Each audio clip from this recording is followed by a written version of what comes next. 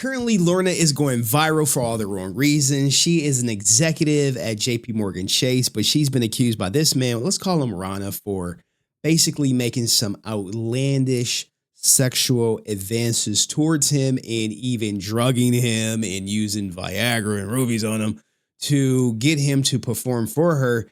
And some of the excerpts from this lawsuit, I mind you, are like completely insane. But if true, oh my Lord. We'll get to her statement after we get through some of this because she has 100% responded to his claims. One of the allegations is she removed her shirt and began fondling her breast and racially insulted his wife, remarking, "I bet your little wife doesn't have these cannons." Now, I'm not going to say what they said, but this is a serious allegation to be making against an executive, and they're saying it's false, but we're going to keep going. He further claims that she once forcibly removed his pants and performed oral on him against his will. I wonder where did this take place? There's some sketchy details going on about this lawsuit. I do find it entertaining on one end and completely sad if it's true. He continued to protest and I guess began.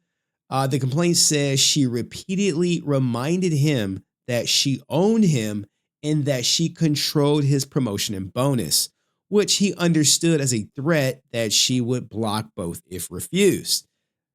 Wait until we get to her response. I promise you, she's going to address everything.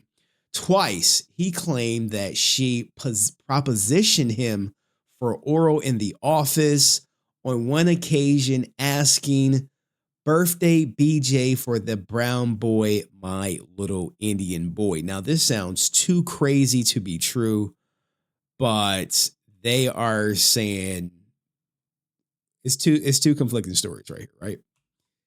On one end, she's like, this ain't happened. And on another end, this ninja didn't win ghost. He quiet. He don't want to say nothing. His lawyer don't want to say nothing, which, that could just be a legal strategy. It goes on. "I effing own you. I will make you pay. Do you think you're going to be in good standing if you do not have me in your corner?" she allegedly said. "You really think management wants some brown boy Indian leading organizations? If you don't F my brains out tonight, I'm going to sabotage your promotion." Very crazy. And on June 9th, 2025, he says he received a voicemail from someone claiming to be a manager at JPMorgan Chase, telling him he wasn't welcome because of his skin color, adding that people don't want you or your kind here. Crazy to say, but remember, these are all allegations, but make no mistake, right? They may be allegations, and this could be indicative of why men don't come forward because everyone's memeing them. At the same time, some men are on the opposite side saying they would love to have an attractive wife who wants to come on to them. But the internet wasted no time in literally turning this into comedy pretty much same day. Let's check it out. Good luck on your first day at JPMorgan, sweetie. I'm so proud of you. You're gonna do great. So I guess you're gonna be working for me, huh? Yeah, I'm so excited to be here. Let me know what I can do for you. Oh, don't worry. I will. You're doing great work here. But if you want to move up and get that promotion at the end of the year, you're gonna need to earn it. I bet your wife doesn't have these. Do you want a future at JPMorgan? Or not? If you don't do this with me soon, I'm gonna ruin you. Never forget, I own you. Birthday present for my man?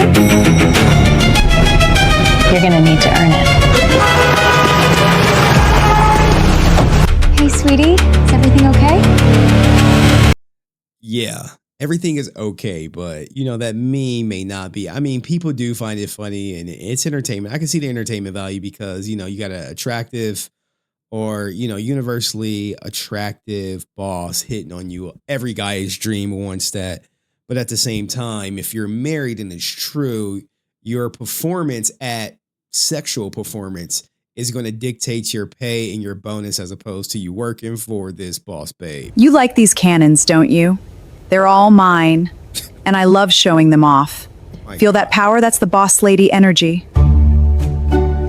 Yeah, guys, everyone is memeing this, and I mean, the memes kind of write themselves, but let's get into a more serious note, which is her response. You see, most people are just reporting on their initial lawsuit. Not too many people have the response.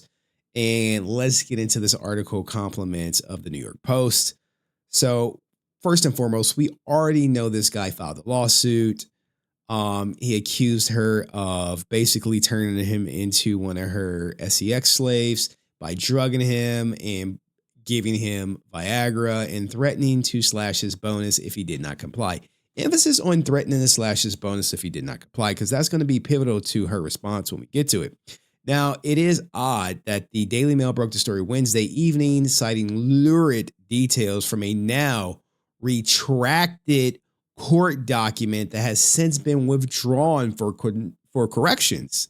That's very weird, very suspicious. Usually you don't withdraw it, you amend it, you file it again, you add a new complaint. Okay. So the British tabloid, quoting the now deleted court papers, reported that she, executive director on JPMorgan's leveraged finance team, even turned up unannounced at Rana's apartment and forced him to basically engage in intercourse. Now, she actually responded, and here's a response right here. Lorna categorically denies the allegations. She never engaged in any appropriate conduct with this individual of any kind and has never even been to the location where the alleged SA supposedly took place. That's very important. Rana, the guy, did not reply to the Post's multiple requests for comments, claimed that the alleged coercion began shortly after he joined JPMorgan's leveraged finance team in spring of 2024. He said he filed an internal complaint in May 2025 alleging race and gender-based harassment and abuse of power before trying to negotiate a payoff that ran into millions to leave the company, source said. So it looked like maybe he tried to stick him up for some money, and maybe it didn't go his way. And next thing you know, lawsuit. It could go both, or it could just be true, or it could be just be true. The suit named JPMorgan Chase as a defendant, accusing the bank of retaliation and failing to investigate properly. Now, JPMorgan is actually going to respond too. Daniel J. Kaiser, the attorney listed on the New York Supreme Court docket representing him, did not return the Post call or seek comment. Now, JPMorgan Chase strongly denied all claims, as we know they would. A bank spokesman who refused to be drawn into the identity of Doe said, through an internal probe by the bank's HR department and in-house lawyers, which included a review of team phone records and emails, found no evidence to support them. So they're like, look, we investigated. There's nothing right there to support any, work communications. Following the investigation, we don't believe there's any merit to these claims, the spokesperson said.